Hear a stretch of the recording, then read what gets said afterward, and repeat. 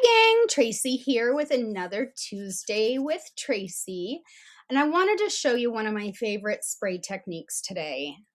I start with a nice heavy watercolor paper and then I just kind of spray all over the place. I don't overspray a ton, at least in this technique, but you are welcome to. I like to kind of leave some of those pockets of more spray and less spray.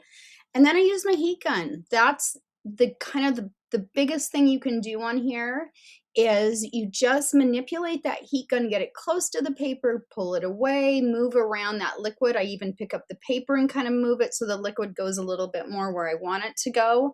But you can create kind of these lines in there, a rippling effect, almost like waves coming in. You can kind of make them line up if you want.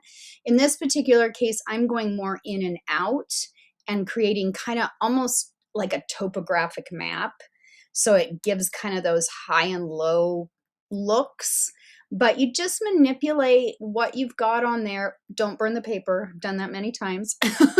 But if you go closer and farther away from the paper, it really does give a nice effect. And the color I'm using, you might have noticed, was a little sneak that I brought in for you. That is a new color coming out in July from that amazing artist, Cat Kerr. She is collaborating with us for a new set, so watch for that. Now, I didn't fully let this color dry because it's a flat and I wanted to create a little more texture using Unicorn Bling, which is just a shimmer. So you can see as I'm spraying over this, some of that green is rehydrating, which is what I was going for. If I wasn't going for it and I hadn't fully let the spray dry, I would put a fixative of some sort, whether you use hairspray or a fixative that you buy at the art store, just to kind of keep it there. But I wanted to create more of this textures with that iridescent spray that Unicorn Bling is, just to kind of bring a little bit more oomph to that background. So I'm doing the same technique of bringing that heat gun in and out, manipulating and moving the liquid of the spray around with it. And I like to get some really kind of concentrated areas where you bring the heat gun in really, really close. Don't burn the paper. I said again.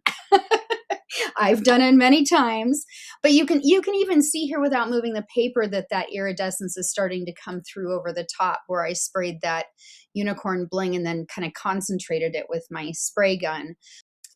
I ended up creating even more puddles of color on there that you can just see visually from the top. And then I decided I wanted to add a little gold because Unicorn Bling is more iridescent, so it's kind of those blue, greens, purples. So I wanted to add a little bit of the pixie dust gold in some of the other areas. And again, because my sprays weren't fully dry, it rehydrates and pulls back up. You can see I'm using a paintbrush to hold down that paper because it likes to buckle up, but it also gives me a little bit more control over how I can use that heat gun.